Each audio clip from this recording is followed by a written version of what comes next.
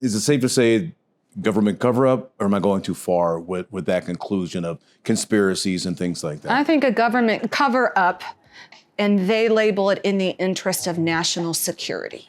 Right. Lives at stake, generations at stake.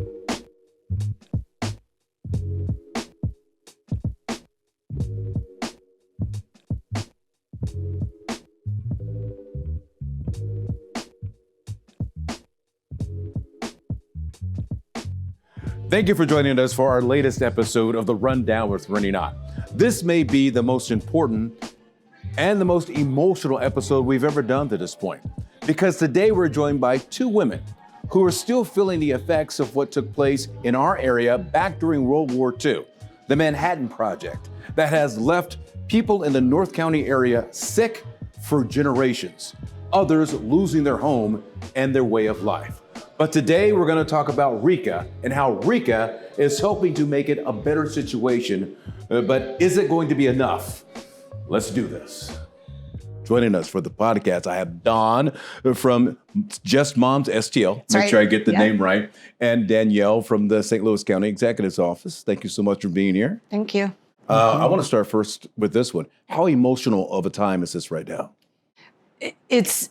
It's big feelings time. I think watching two homeowners watch their 28-year home be destroyed yesterday was, because of the Manhattan Project, was a lot for everybody, including the people doing the demolition. And I think that there's the physical harm, and then there's the all other types of harm that are coming to a forefront right now.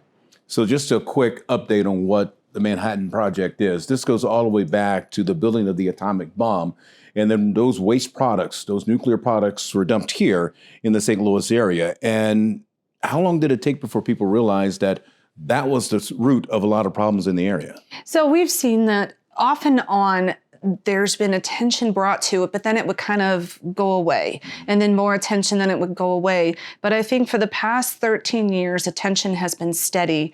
But I also think that's all of our anxiety, is keeping it steady, because we've seen times historically where it's fallen away, and we don't want that to happen because we're right on the cusp, we think, of good change. Okay.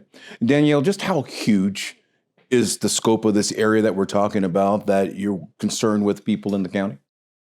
It is the majority of North County. Most zip codes in North County, except for two, are impacted where they have found evidence of waste. So it is a large swath of our county and our population that could be impacted, have been formally impacted. So it's a big part. Have you guys ever found out the why as to why this was dumped there in the first place? We have. I think for so long, this entire region has lived under like what I would describe as an urban legend. But the documents we have paint a much different picture. That is the truth. And the truth is the waste that leaked into Coldwater Creek wasn't really waste. It was stored in barrels out there because the government wanted to build another bomb with it. And they didn't want to throw it out. They wanted to have it right there should they need it. And so they left it to sit there because it was very valuable. We call this waste, and people think, oh, it was... No, this was material that was expensive that they wanted to build another bomb with. But they left it sit there so long, and it was so radioactive, it deteriorated. And when they went to put it in new barrels, it was too dangerous for the workers to touch. They didn't know what to do because this is material that they had never dealt with before. Now, if I live in South County, if I live West County, I'm nowhere near North County. Why should I be concerned? Why should I be worried about this? Chances are you've had a relative that worked in North County that lived, because it's been around for 70 years. Somebody you know has lived, worked, or went to school in one of these 21 zip codes. Well, both of you are touched by all of this as well. So Danielle, what is your background as far as how this has touched your life? My father and my older brothers and sisters all grew up by the creek. And one of my sisters has 3 primary cancers, was going in the creek on a regular basis. 7th grade science project with MSD, testing the water in the 70s when it was super hot with radiation, and she's sick. And my other brothers and sisters have cancers. Mother and father both had cancers, and we're on that creek very close in North County. And Don? So my husband is sick. My oldest son is sick. And I, for the past 3 months, have been going through some things that we're still trying to get to the bottom of. And I think because I did not grow up next to these sites, I grew up in Fenton. I've lived here more than half my life. I was pregnant with all my children, lived here when we were married. I can look at a community in Fenton that is not sick. Sometimes when you grow up in an area and you never leave, this is normal, right? Mm-hmm. You don't have you think that this happens everywhere. I can look back and assure you, nobody else's kids are sick. Nobody else's husband's sick. I'm not seeing these illnesses in every single house where I grew up, like I am in the community I live in now. One of the things that we talked about before we sat down was that you're starting to see a possible light at the end of the tunnel. RECA, what is that doing for you right now? I think it's a start to the government actually acknowledging what they did. And the $50,000 or $25,000, it's, nowhere near what people deserve, but it is a start to an acknowledgement and a start to an apology to the harm that was caused here. The other thing it is this $1 billion legislation that says the federal government did this. It's also because there's $1 billion legislation compensating people right now who get cancer. It means that they need to get off their you-know-what and get out here and stop exposing people. And so it applies that pressure, and it gives us the ability to then go back and say, get this out of this community right now. 70 years is too long. You can clean up all these other sites in 5 years. Why does this one take 35? Missouri was one of the last, correct? That they finally said, okay, you can have some of this RECA money. What was the hurdle? Do you know? Because we were top secret. When it sat out at the airport, it was still classified. All these other sites, terrible things happened at, but the community knew and people knew, and so there was some watchdogging that could happen. Okay. We were not given the ability to protect ourselves and to advocate because it was happening under our nose. Even the scientists weren't told. We have documents that talk about spills down Lindbergh, where the person's calling the federal government saying, we just spilled a load. And they're saying, just quietly sweep it off to the side. We do not want anyone to know what this is and be on your way. Wow. I mean, that is a real thing that happened here. Yeah, there's an example. If you go to the World War II Museum in New Orleans, there's an entire Manhattan Project room, and Missouri is not mentioned at all. Even though we were a big part of building that bomb, refining that uranium here in Missouri, it is not mentioned at all in a specific Manhattan Project. Our friends out west in New Mexico with Senator Ben Ray Lujan, we got to meet with them so many times and with him personally. And he really drove RECA. They've had RECA for parts of that area for almost 35 years. Mm-hmm. They did not know that their uranium came from us. And they feel terrible. When we got in the conversation, thanks to Senator Hawley, and we're meeting with the communities out there, and even the Navajo Nation, meeting with their president and explaining what was happening in Missouri, they felt horrible. If we'd have known, we'd have grabbed you guys. We are so sorry. But also, it was horrifying to us because they acknowledged it's worse here than it ever was out west.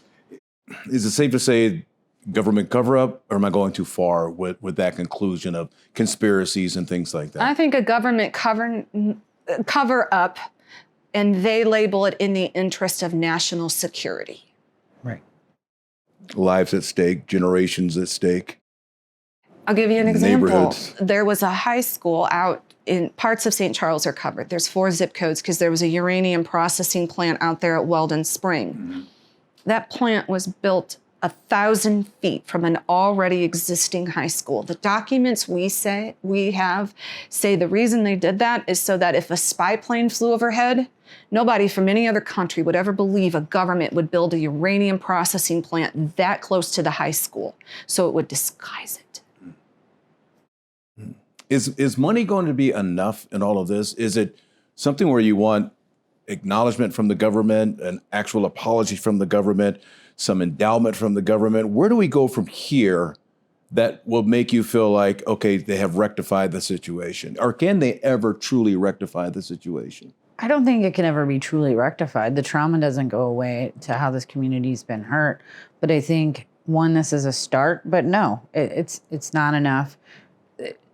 The big rectifying it would be doing everything in their power to get it cleaned up as quickly as possible and get it out of this community, and making sure that everyone is covered and making this RECA process not difficult, to help people get through this. But the cleanup has to come fast.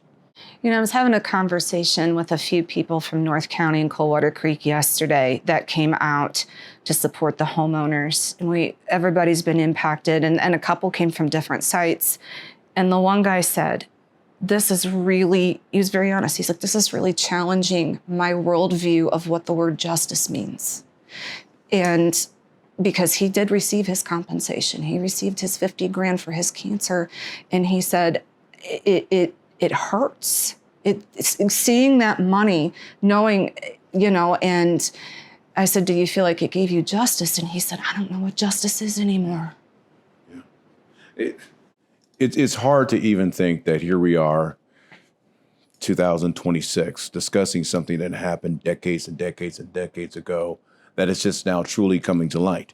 If Just Mom's STL was never there, if the voice was never heard, do you think we'd be where we are as far as moving towards a solution? I don't know. I have to think that if we... No, we would not. Yeah. They worked so hard along some other people, K-Dry and others, but no, we would not be here today if it wasn't for Just Mom's STL with Karen and Dawn and the work they did to make it happen. Exhausting work? Exhausting work. Getting people that are reaching out saying, thank you, I got my $50,000, I can go do this new treatment now that my doctor wants me to have that wasn't covered. Things like that make it better. But I think we still struggle with identities. We are all more than we are just sitting here in this room. We all have things we do on the sites and things we want to do. This is where we need it to be. There's no doubt about it, and we'll stay with it for as long as we have to. Is RECA still available to people? Have enough people reached out and filled out applications and all that? Because I know for a long time there was not a whole lot of flow going as far as people knowing that this was out there. Fill out your application, send it in, you're in line for something like this. So it's getting more and more and working on getting the word out. I think one place where there's a massive gap is in St. Louis City. There are 2 impacted zip codes. If you worked at Busch Stadium, if you worked at a lot of the buildings downtown and you have one of these cancers, you're eligible. And that word, I'm concerned, is not getting out enough to folks in St. Louis City and the St. Louis City zip codes. But really in my office, we're seeing a massive uptick from people that are former residents of St. Louis County, or their parents were residents of St. Louis County, and they are learning about it through all the work that everybody's been doing to try to educate people. And I think one thing that we saw was there's this misunderstanding that people weren't applying. It takes time to gather the documents, right? It takes emotional time to be able to get ready to go through all of this. And what I think people also need to understand, because they get very frustrated, every piece of mail that goes to the DOJ has to go through security screenings. So it takes a while for that package to actually be counted on their website that says, oh, these applications were received. That doesn't mean there aren't thousands of other applications that aren't there. There is a long processing time to get it into the system sometimes. We were talking earlier as well about what do you see as the finish line, if there's ever going to be a finish line. Moving forward, what more do you believe needs to be done, or is that an unwritten script at this time? So the first thing that I can tell you is we have to stop exposures. It is 75 years after this has been out in this community, between 60 and 70 that they've known. It's time to stop exposures. And the cleanup, that needs to be expedited if it can be. It needs to be done safely, but it also has to be expedited. But we need to be able to at least sit here in another year and say, okay, so we are on our way to making sure that there are no more exposures happening. And then we're going to have to keep RECA around for the people that are exposed today and tomorrow, right? Because these illnesses take time to present, and we cannot let this program lapse and not have something available for them. We also are entering a very scary phase in the conversation that because of our exposure as a region, there are certain screenings and things that we should be doing at younger ages than are required of everybody else that doesn't get exposed. For instance, we're seeing breast cancer in the 20s. You are not typically, given the option for a mammogram till you're 40. Yeah. Colon cancer, lung cancer in non-smokers. We have to find a way to catch these cancers early. If people are wondering whether or not they're one of the zip codes, wondering whether or not they should reach out about RECA, where do they need to go to do that? There's a couple places. Just Moms has a wonderful website that can give you all the information. St. Louis County has a RECA website that can give you the information of what zip codes have been impacted, what kinds of forms you need, links to resources. We're all here as a resource to help people find out what they need to know about RECA. I'm not kidding when I say from about 8 o'clock in the morning, sometimes up to midnight, we're communicating. Like if somebody is emailing us, and you can email us at westlakemoms@gmail.com, and they have a question and whatnot, we're passing them to Danielle, we're passing them to Senator Hawley's staff, and we are making a contact ahead of time. Hey, I am sending this person to you. Here is their name, here is their email. That is flawlessly happening. The other thing to remember, especially for my organization, you can come to us if you just need to talk, because this is a lot. We are not just here to help you with RECA. We are here because we've lived it. I have sick kids. I'll come on my porch and we'll have a cup of coffee and a good cry. Yeah, it's like you said, there's people who don't even know yet whether or not they've been touched by this, maybe not even born yet, but at some point their lives may be touched by this. And, you and I were talking about your past life with the violin. It's been a 13-year journey to this point. You still think about and talk about and work with the violin. Can you compose a song one day you think that'll kind of tell the story? Been working on one. Yeah. I think, the artists of the bunch, that's our outlet, right? That's how we stay healthy emotionally. And I will say, I am picking it up more often. RECA has allowed me to see that the impossible is possible. And with that comes the feeling for the first time. I think we were talking about this the other day. I really feel for the first time that we're going to be okay. That North County is going to get exactly what it needs. It's just, what is that need? It's beautiful. Thank you, ladies, so much for coming in. Very insightful. As I said, a very important conversation to have, and one that should continue long after whatever's settled is settled, because we just don't know. And who knows when we will know the final conclusion. So thank you very much. Thank you. Thank you.